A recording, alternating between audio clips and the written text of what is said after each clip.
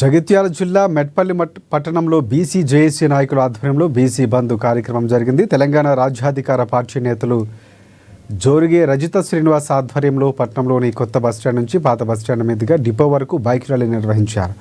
తెరిచి ఉంచిన దుకాణాలు మూసివేయించారు. అనంతరం బీసీ ద్రోహుల దిష్టిబొమ్మను దగ్ధం చేశారు.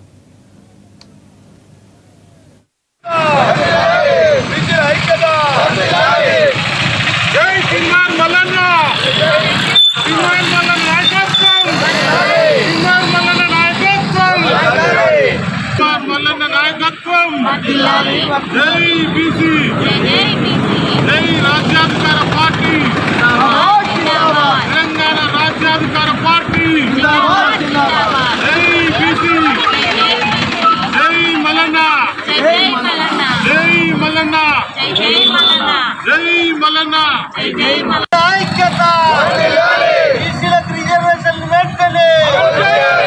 బీసీలకు 42% రిజర్వేషన్లు కల్పించాలని బీసీ జయంతి యాక్షన్ కమిటీ పక్షాన ఈరోజు తెలంగాణ రాష్ట్ర బంద్కు పిలుపు ఇవ్వడం జరిగింది. ఈ బంద్కు అన్ని రాజకీయ పార్టీలు మద్దతు కూడా తెలపడం జరిగింది. దయచేసి కేంద్ర రాష్ట్ర ప్రభుత్వాలకు ఒకటే మేము విజ్ఞప్తి చేస్తూ ఉన్నాము. దేశంలో ఉన్నటువంటి జనాభాలో 52% పైచీలకు ఉన్న బీసీలకు మరి స్వతంత్రం వచ్చినప్పటి నుంచి కూడా రిజర్వేషన్లు కల్పిస్తలే. మరి 52% పైన ఉన్నటువంటి కేవలం 27% స్థానిక ఎన్నికలలో రిజర్వేషన్లు కల్పిస్తున్నారు. మరి దయచేసి కేంద్ర ప్రభుత్వము వెంటనే మీరు బీసీల పట్ల శ్రద్ధ చూపి మంచి మనసుతో 52% రిజర్వేషన్లు కల్పించి పార్లమెంటులో ఈ బీసీ బిల్లును ఆమోదం చేయాలని మేము బీసీ జాయింట్ యాక్షన్ కమిటీ పక్షాన్ని విజ్ఞప్తి చేస్తూ ఉన్నాము. ప్రభుత్వము ముందుకు వచ్చి ఇప్పటికైనా బీసీలకు అన్యాయం జరుగుతున్నది. ఆ బీసీల అన్యాయాన్ని గమనించి ఎక్కడైతే మీ ప్రభుత్వం ఉందో ఆ ప్రభుత్వంలో జయలలిత గారు ఎలా తెచ్చారో అదే ప్రకారం అదే ఫార్ములా మీరు ఫాలో కాండి. అనవసరంగా మీరు బీసీలను మోసం చేయకండి. కాంగ్రెస్, బీఆర్ఎస్, బీజేపీలు అన్ని పార్టీలు మన బీసీలను మోసం చేస్తూనే ఉన్నాయి.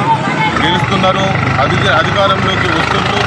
అధికారంలోకి వచ్చి బీసీలకు న్యాయం చేసినట్టు నటించి దీనిపై ఇవ్వరాకున్నా ఒకళ్ళేమో ఇస్తామంటారు, ఒకళ్ళేమో స్వాగతిస్తున్నామంటారు, ఒకళ్ళేమో స్తబ్దత లేకుండా కూర్చుంటారు. దీనిపై వెంటనే వాళ్ళే ఇస్తారు, వాళ్ళే కోర్టులో వేస్తారు, వాళ్ళే జడ్జిల దాకా అందరినీ మేనేజ్ చేసి కింది నుంచి మీద దాకా ఏ ఆర్డర్లు కావాలనో ఆర్డర్లు ఇప్పించుకొని ప్రజలకు మేము ఇచ్చిన కోర్టులు ఒప్పుకోలేవని మళ్ళీ స్టేట్మెంట్లు ఇచ్చి ప్రజాదరణ పొందాలని పోయిన ప్రభుత్వం చేసింది. ఈ ప్రభుత్వం కూడా అదే కుట్రలు చేస్తుంది.